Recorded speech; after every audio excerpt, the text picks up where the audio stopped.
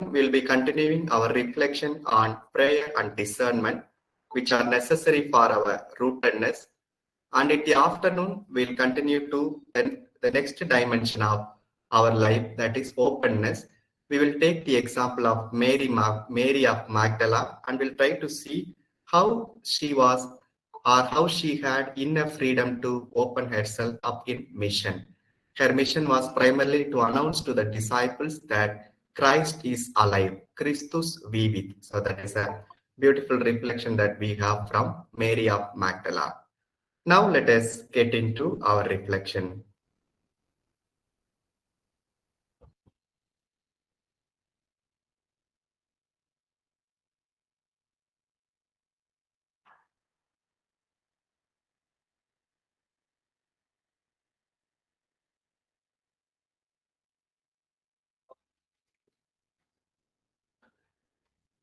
Before we proceed to reflect on rootedness, let us quickly run through the journey that we have crossed these 3.5 days.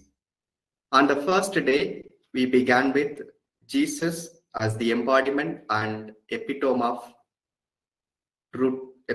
inner freedom, and how he drew different persons during his lifetime towards inner freedom. Then we started our journey in removing some obstacles to inner freedom, such as duplicity.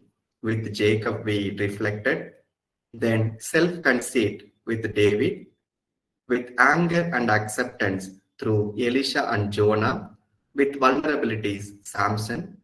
After having seen these obstacles, we started our journey towards inner freedom, and that inner freedom which help us in and that inner freedom helps us in understanding our rootedness. Then from rootedness, we'll be going towards openness. This morning, we'll be reflecting on how we can get rooted through our prayer and discernment. And this is just to locate where we are right now. This morning, I divide my reflection into 3 parts. Number 1, syndromes. Number 2, prayer. Number 3, discernment. Number 1, syndromes. Taking stock of our syndromes. Before understanding our priestly or religious syndromes, let us try to understand what a syndrome means. Syndrome can be understood when we compare it with disease. When we compare it with disease and complex. I hope you are able to hear me. Am I audible? Yes, Father. Okay, good. Thank you. First, let us differentiate between disease, syndrome, and complex. So, disease or illness, they are more or less, they are synonymous to each other. So, disease or illness would be like we have some type of illness and that has symptoms outside and also we feel within. For example, suppose I suffer from fever or I suffer from cold. There are symptoms outside. The body is hot and internally I feel that I am tired. So there is both internal and external element in a disease. And disease could be cured. So I take a paracetamol or take Coldac and I easily come out of my diseases. And complex is little different. Complex is like only I know what is going on within me. Oftentimes it is not known to people who are outside, and that can be healed, but that takes a lot of time and effort. For example, we say inferiority complex. So in recent times they say, they don't use the word complex, they say low self-esteem. But both mean the same, inferiority complex or low self-esteem. So I may suffer from inferiority complex internally, but that may not be visible outside at all. And I know the consequences of it, or I know the problem that it creates to me. And I have to take effort to come out of it. That is complex. Syndrome is somewhere in between. Syndrome will have a complex or a combination of different symptoms on the one hand. On the other hand, it is rooted like complex within. So it is somewhere it is seen outside and somewhere it's not seen. And the doctors say usually it's not treated or it can't be treated. One of the common syndromes is Down syndrome, where when a child suffers from that, the particular child's growth is halted. So that is Down syndrome. So here the symptoms are there, but the root is like complex. Only the person who is undergoing that will really feel it. And that is to do with syndrome. Now we are going to analyze our priestly or religious syndromes. So the first question we have here is, can we really come out of our syndrome?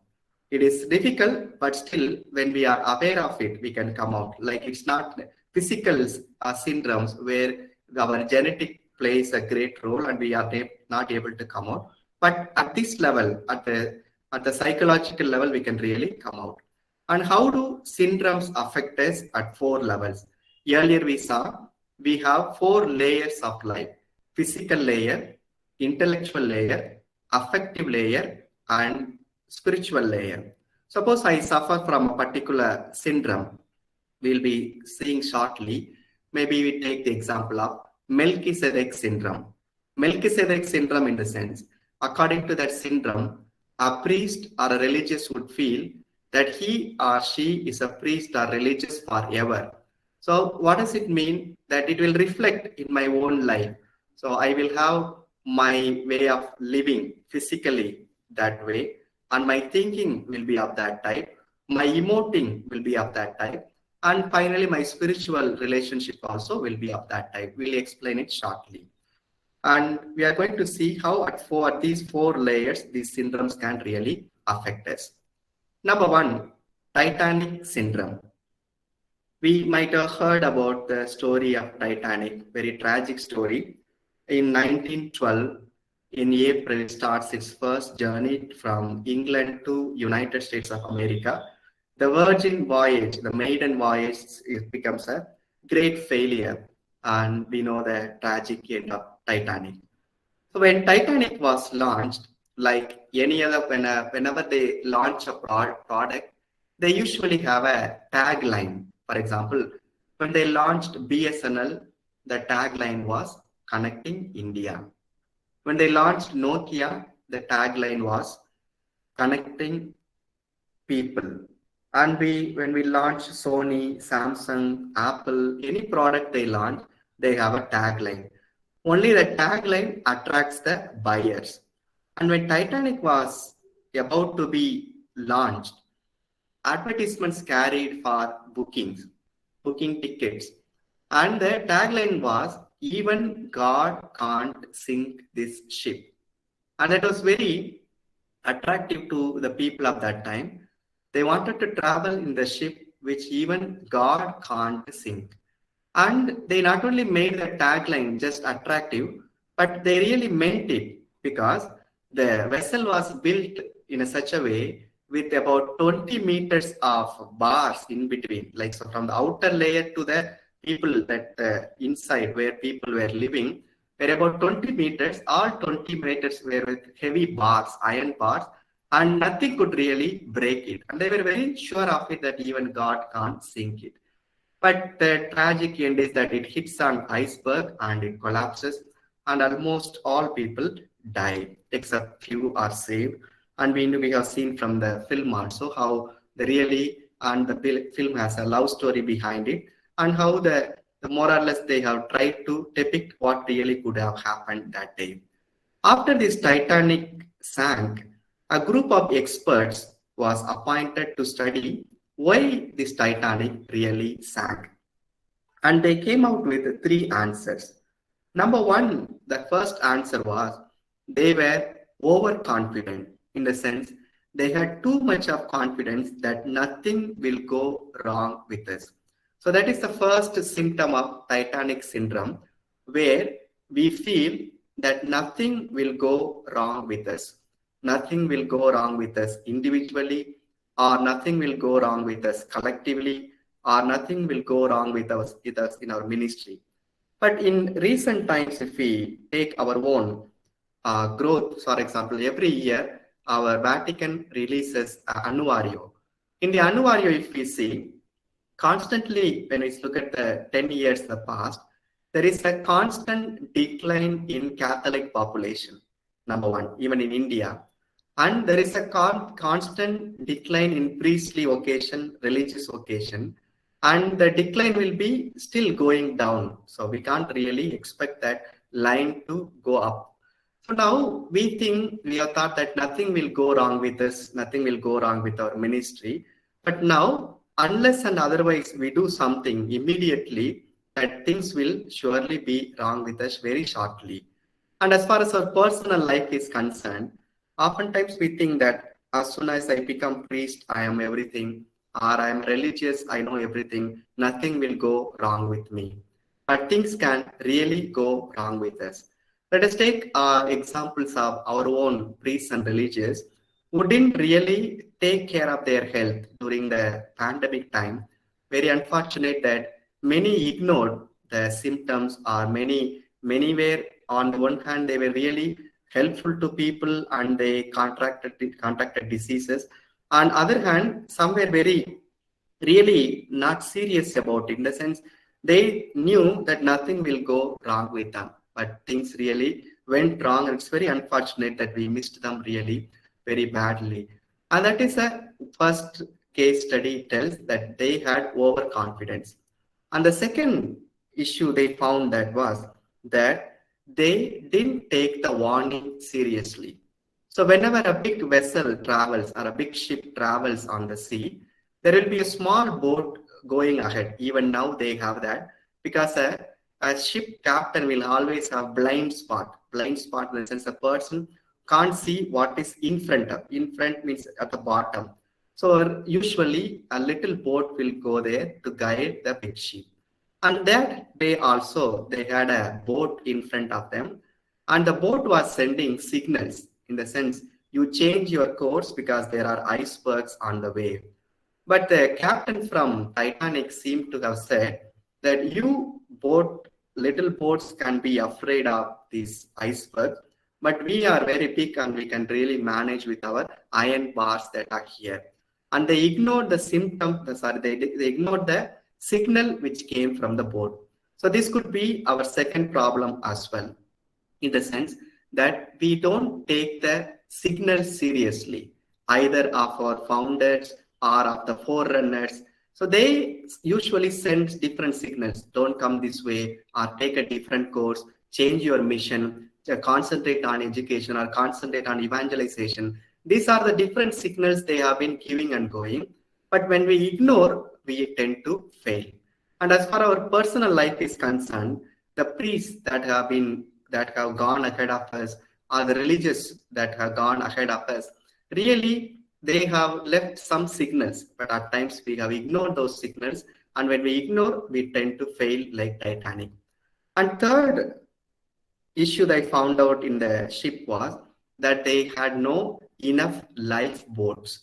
They had only 6 lifeboats. Why they didn't have enough lifeboats? Because they were very sure that Titanic would never sink, and that way they didn't take enough lifeboats.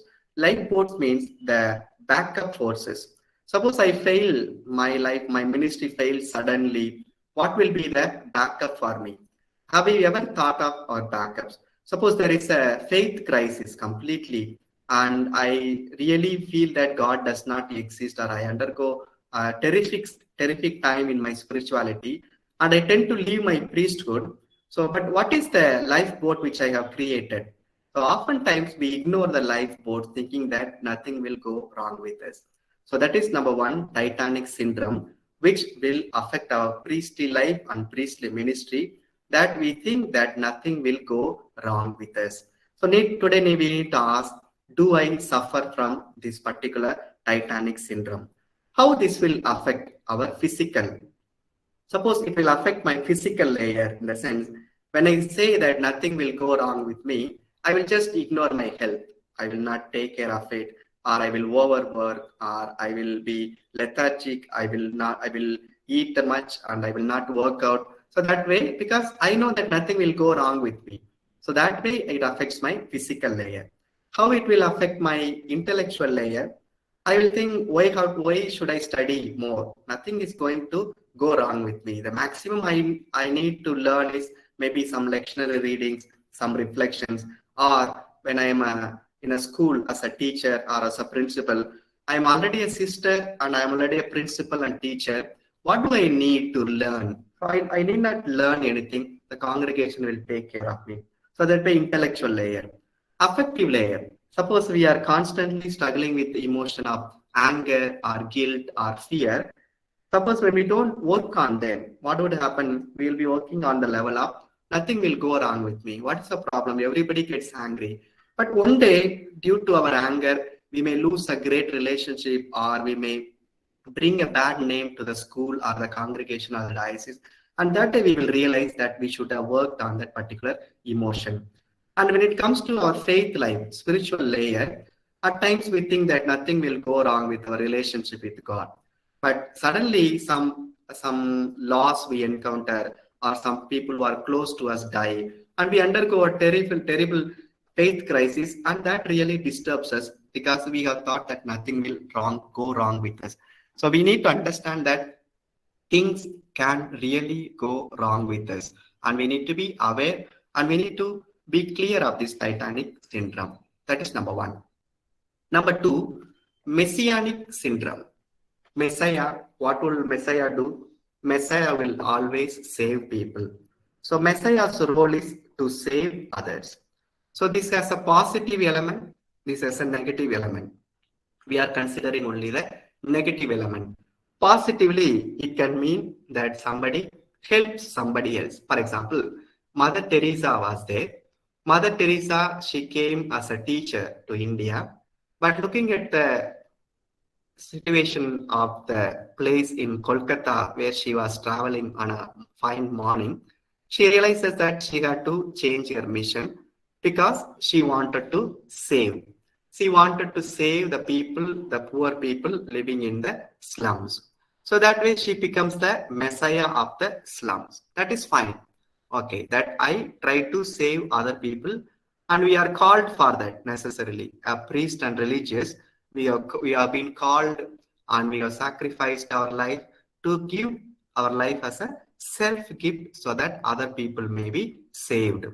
But the negative dimension is that I will think always that only I can save other people. So when I think that I can save other people and only I alone can save other people, what will happen is I will overwork. I will not take care of myself, or I will compromise with my own priorities. Like in a sense, I joined the congregation or diocese for one thing, but later I realized that my congregation or my diocese has different needs. So what I do, I sacrifice that. But in the end, what happens? The diocese or the congregation, they make use of our talents, make use of our time, make use of our energy. And in the end, they just leave you like that. So one of my professors who used to teach me during my PhD time, he used to tell me, we must be very careful about the institute with which we become a part, because the institute will make use of us. And in the long run, we'll be thinking that we are contributing to the institute. But a day will come, the institute will say, you are retired and you are no more needed. And the institute will gloriously replace you with somebody else, and you will just be left alone. And that day you will realize that you have not created a life for your own. All along life, you have tried to save the institute, but the institute has let you down. So this insight has been disturbing me for a long time. So whether to really go along with what institute says or to go with our own programs. But what would be the middle way is, like, we are called to be messiahs, granted, but that should not affect our life here. In the sense, when it affects us, actually it leads to abuses. For example, I have a widow in my parish. I want to help her. So I want to help her means I want to be a messiah. Okay. So if I have means for that, like I have money or I have some property I can give to her, that way it's fine. But what I do, I don't have anything. So that, but I want to save her. I want to save her from her life situation. So what I do, I begin to mess with my parish account. In the sense, I take masses, but I don't write the masses on the register. Instead, what I do, I help that widow with that money that I get from masses. And I take from people. People give donations for different intentions, but I use them to support the widow. But all because that I want to save her. But why do we want to save her? Oftentimes, the saving tendency comes once when we have victim tendency. Because victim tendency and saving tendency, they both go hand in hand. Let us take the example of Joseph of the Old Testament. Yesterday, last evening, we were reflecting during our adoration. There, suppose we have that Potiphar house event. Potiphar house, Potiphar's wife tries to seduce Joseph. And there, suppose Joseph had thought that he is the Messiah of the house, what he would have done? He would have yielded to her. Because if Joseph had thought that I am the Messiah of everybody, that I will save this servant, I will save that servant. So that way, this woman needs my body, so I will give and I will save her. Because he wants to save her, Potiphar's wife. But why does he think so? If at all he thought so, it is because playing victim. So I become a victim and I become a savior at the same time. So becoming a victim and becoming a savior, they both go hand in hand. So this Messianic syndrome will affect us either in our ministry or in our life when we try to save people constantly. So we can't save all people. At the first instance, we must remember that we can't save the entire world. We have limited time, we have limited energy, we have limited resources.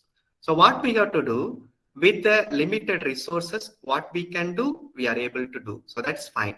So instead, if I go to extend that person as that I want to offer to that person as a Messiah, what happens in the long run is that I get burnt out or I get depressed, and when things don't turn out well, I am left alone.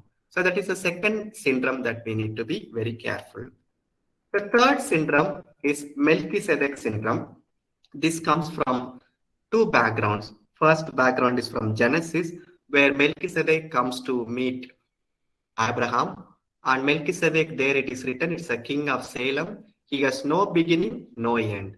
So based on this particular expression, no beginning, no end, letter to the Hebrews, the author of the letter takes this particular character and applies to Jesus and says that you are a priest forever. So here, this is the third syndrome where intellectually I am affected that I am a priest forever. So it goes along with actually the Titanic Syndrome. In the sense, I think I am a priest, means once I am ordained, I am a priest forever. Nothing will go wrong with me. But we look at the recent cases, either the cases in sexual abuse or financial abuse or administrative abuse, these people have suffered on account of Melchizedek Syndrome. In the sense, I am a priest forever, so nobody can do anything to me. And our sacramental theology also tells the same. Like, suppose here, today I am a priest, and even if I leave my priesthood, or I get married, and at extraordinary circumstances, but suppose somebody is dying, the church is telling canonically that I can really absolve that person's sin because I am a priest forever. Once anointed, you are always anointed. Actually, that gives us a kind of superiority that leads to clericalism, complacency, and superficiality. In the sense, I don't want to change at all. So why should I learn more? Even if I learn more, I'm only a priest. Nothing is going to add to that. The Melchizedek Syndrome actually triggers many exploitations or triggers many abuses in the church. And only on account of this particular syndrome, we have a tendency of superiority, or we have a tendency of treating other people not so well. I think this is the serious syndrome. We need to work it out, that you are a priest forever. So we are priests forever, but still we are priests for the people. And when we remember that, naturally we will come out of this syndrome. Number 4, Narcissus Syndrome. Narcissus Syndrome, in a sense, we know from Greek mythology, this particular character, Narcissus, he was so fond of his own body, his own physique, his own beauty, and he one day sees the reflection of his body, his beauty in waters, and trying to embrace his very self, he dies in the process. So Narcissus can happen, or Narcissus really lives in us, because when we think of our life, hardly we think out of our own life. For example, I am a priest of Archdiocese of Madurai, and suppose you are a congregation or you are a sister of your own congregation. How much do we know really about other dioceses, other congregation? Hardly we know. Like we hardly know about other people's ministry unless we come together for some CRI meetings or some diocesan get together. Only there we come to know that other people are doing different things. Otherwise, we are obsessed with ourselves very much. That narcissism is so high that we are not able to see other people. Even if we look at our own phone contacts, how many Hindus are there, how many Muslims are there, or how many people who have nothing to do with this are there? Maybe except for some functional, like some plumber will be there, some newspaper boy will be there, cable TV man will be there, but they are different. They are functionaries. But really, do we really reach out to other people? And the present synod, our Holy Father is telling that we need to realize our communion participation and reach out to mission. But mission, we still now understand only in terms of either evangelization to our own people or evangelization in terms of conversion. More than that, we have not thought of it because we are very much affected by this Narcissus syndrome in the sense, I alone am enough for me. So in the process, what I do, I hug myself so tight that in the process, I naturally have a death. And I think we need to come out of this Narcissus syndrome that I am enough and my congregation or my diocese is enough. And that would be the syndrome that we need to overcome. Number 5, Overchoice Syndrome. This we can give an example. Suppose in our childhood, when we were in our own villages or towns, when some guest comes to our house, our mother sends out and tells us to buy a cold drink. And we go to a shop and we say either soda we buy or color. So at that time, color really meant color. That's all. So they will have a color drink, either red or orange. It will be bottled and with a marble on the top, and we'll buy and come. And that day, when mother sends us to buy fruit really meant banana. So color meant an ordinary bottle color and fruit meant banana. But today, if we send our own nieces and nephews to buy outside from a supermarket, go and buy a color, we need to specify what do we really want. Because if suppose our nephew or niece goes there to supermarket, or if suppose we go to supermarket to arrange for a party or a birthday celebration in our own community or in our own parish, we go there, one rack or one row full of cold drinks. We have of many brands, like colors of many colors, green, yellow, white, colorless, then orange. Then we have different marks, Coca-Cola, Pepsi, Sprite, and all those categories. Then according to the health category, like 0 calorie or with no calorie, with sugar, without sugar, all types of colors or cold drinks are available. Suppose we apply the same to our priestly life. When we take John Mary Vianney, in his life, he seemed to have, there is a novel which is written, the Diary of a Country Priest, based on John Mary Vianney's novel, John Mary's life. He tells in one particular instance, I am a priest, that is enough for me. So I am a priest, that is enough for me. In the sense, I don't want any other identities. So that way, that's very positively we can take it.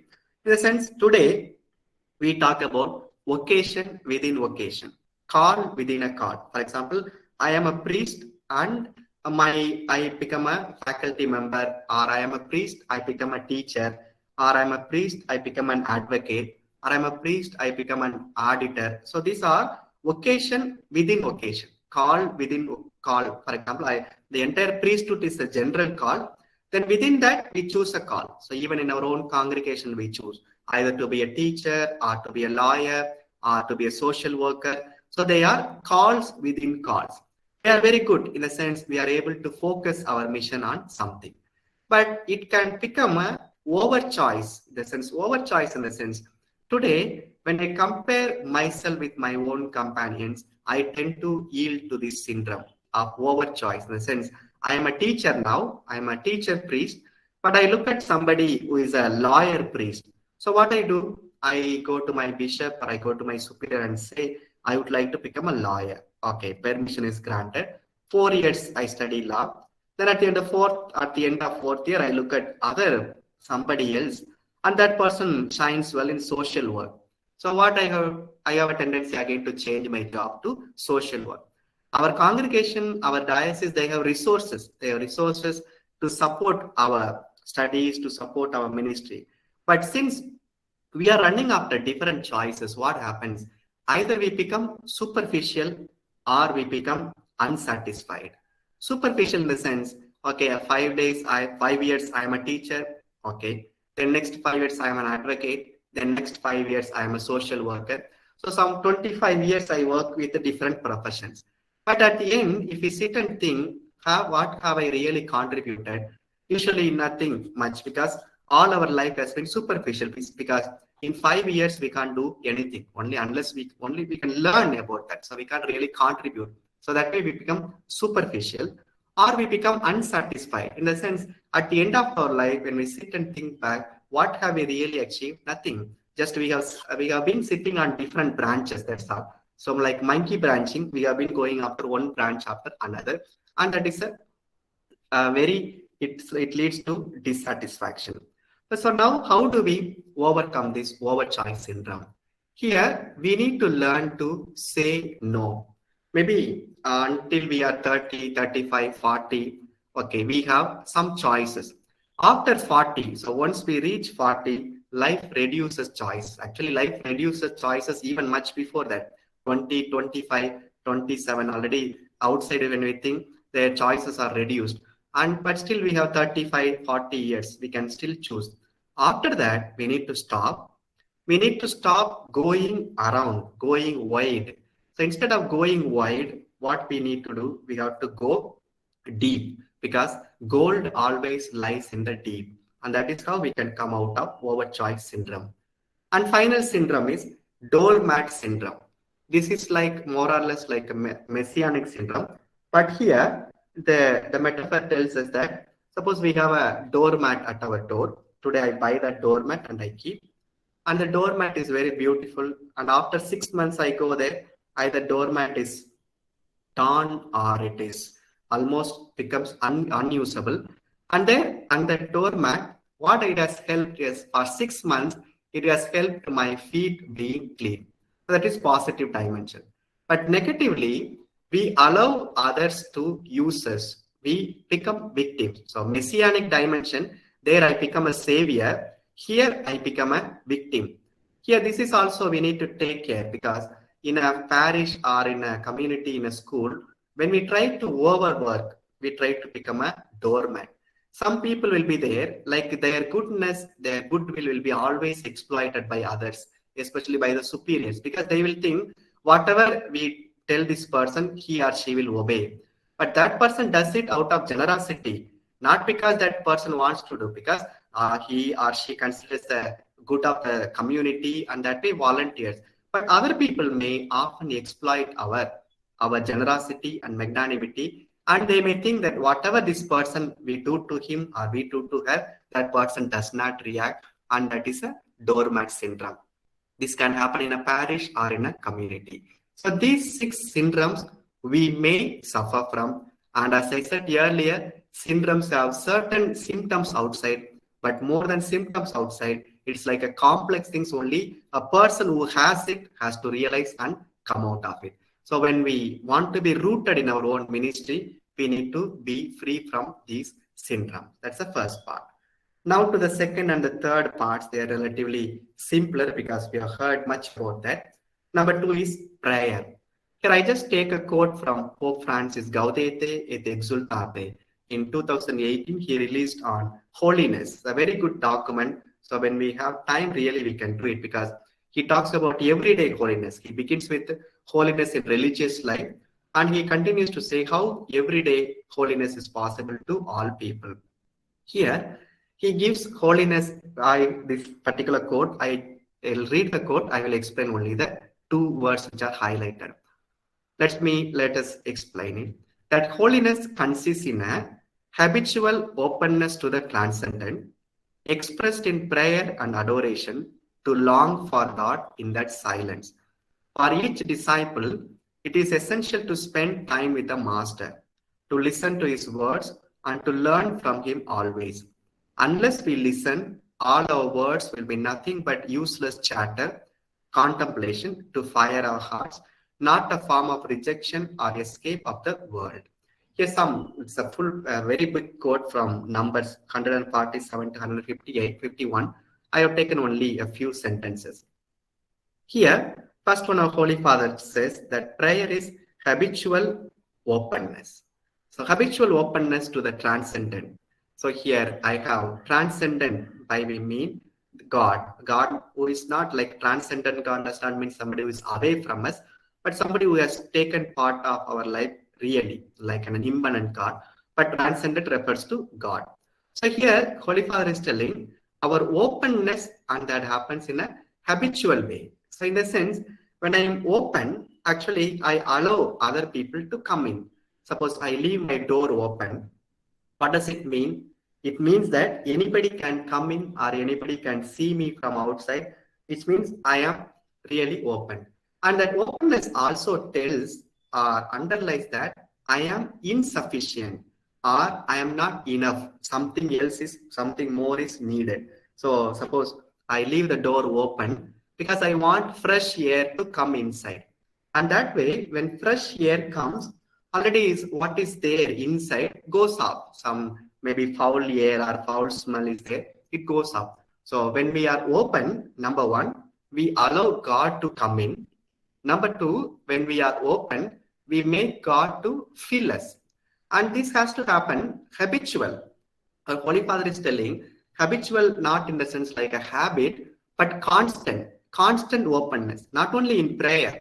So like I go for prayer or meditation in the morning, I open myself. No, even in my learning, suppose as a principal, I am sitting at the office and a parent comes with their concern or an inquiry or complaint. I listen to her, I listen to him. And there I realize that I need to really open really myself up, so that openness does not happen only in the chapel. It can happen everywhere.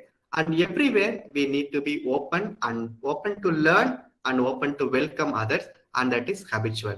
So that way we can understand prayer, not necessarily that we sit together or we sit alone in a church or in a chapel, but also constant openness through different people, because our Catechism of the Catholic Church tells that God's presence is found not only in the Eucharist, the Word of God, but also daily constant encounter in the people. So that way we need to be constantly open to people, and that way we are living in constant prayer. Then silence. Holy Father is insisting in this particular document on silence. He compares this silence, or he contrasts in terms of the noise that is outside. So Holy Father is telling only a person who is silent. So silent, not necessarily the total absence of words. No, it's also silent, but silence in terms of an inner journey, interiorization, where I begin to understand what really happens to me. For example, let's take the same example of the principal sitting in his or in her office, and a parent comes with a complaint. So a person of silence, what he or she will do, she will not react to that parent, or she will not react to that student, but just she will try to make sense of what is going on around her. Why this concern really comes from a parent? Why this complaint comes? So that silence only helps us. Oftentimes, when words come from outside, we tend to use words. So words are always reactive. But words, when they are encountered with the silence, and there is an answer for it, and that way a prayerful person becomes a silent person. So when we say today prayer, we can understand with these two words. Number one, prayer means openness to the world, and prayer means silence within. So that's why. And so when I say I am a man of prayer, does not mean that I read my office of divine office every day. or I go to chapel, I sit there. No, it is there. It's part of prayer. But more than that, am I open to my beings outside, or am I a silent person? So these two words will really help us understand prayer. And last one, about discernment.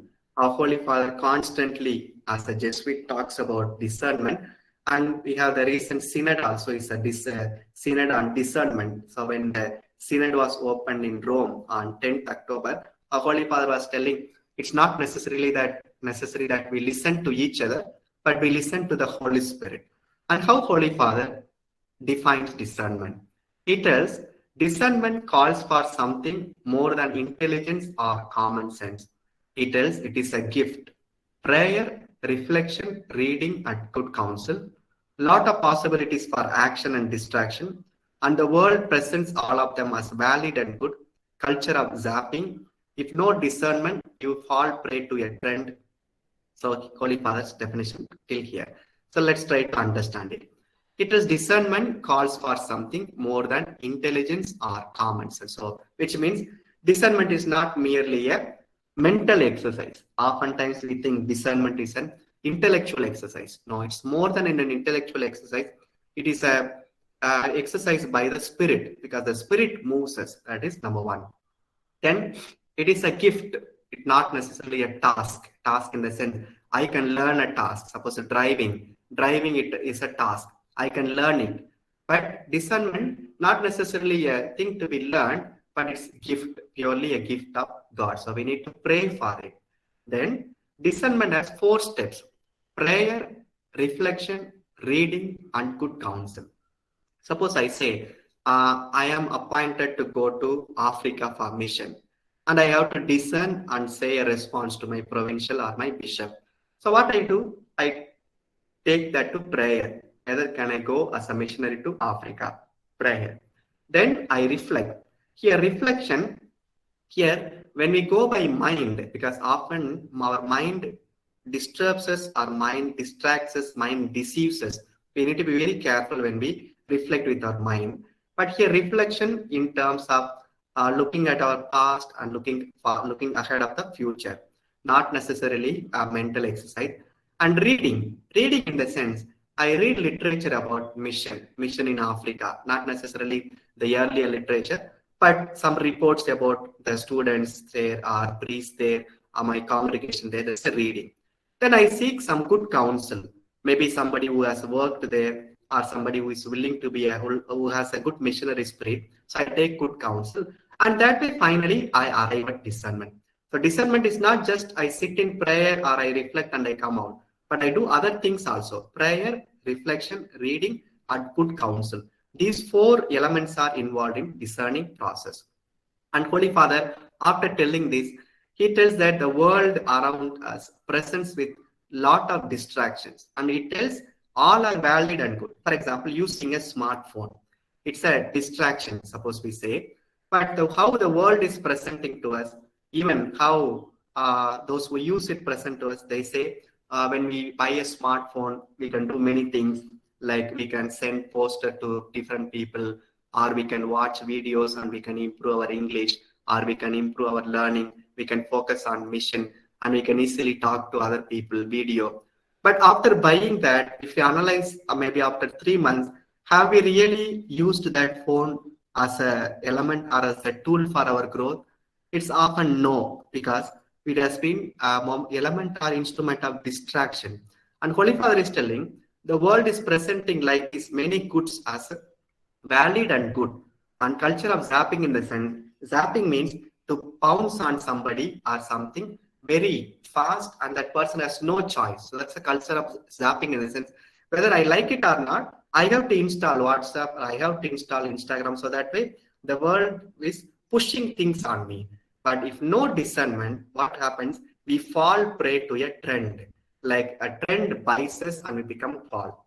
And St. Paul gives a very beautiful exercise for discernment. He tells to the Thessalonians, test everything, hold fast to what is good, and leave what is bad. So discriminate between the lower and the higher, eliminate the lower, embrace the higher. So the discernment means embracing the higher. Then finally, Holy Father tells, speak, Lord. That would be our final surrender to the Lord, leaving ourselves behind. So leaving my own ideologies or my own wills behind this discernment. And let us conclude with Acts 6:2, where how the disciples were clear about their route. It's very strange to understand how the apostles, like, they knew what their priorities were. They were telling in the early church, it is not right that we should neglect the word of God in order to wait on tables, while we, for our part, will devote ourselves to prayer and to serving the word. They understood their rootedness here, one to prayer and to serving the word, nothing else. They wanted to get away from waiting on tables. But today, often we wait on tables. We have forgotten really our prayer. We have forgotten our proclamation of the word. And it is high time that we came out towards these two, prayer and serving the word, leaving the tables or tables. But still, we need to constantly wait on the tables, but that's we can't avoid. But our focus is to be made clear. Good. So that concludes our sharing on rootedness in terms of syndromes, prayer, and discernment.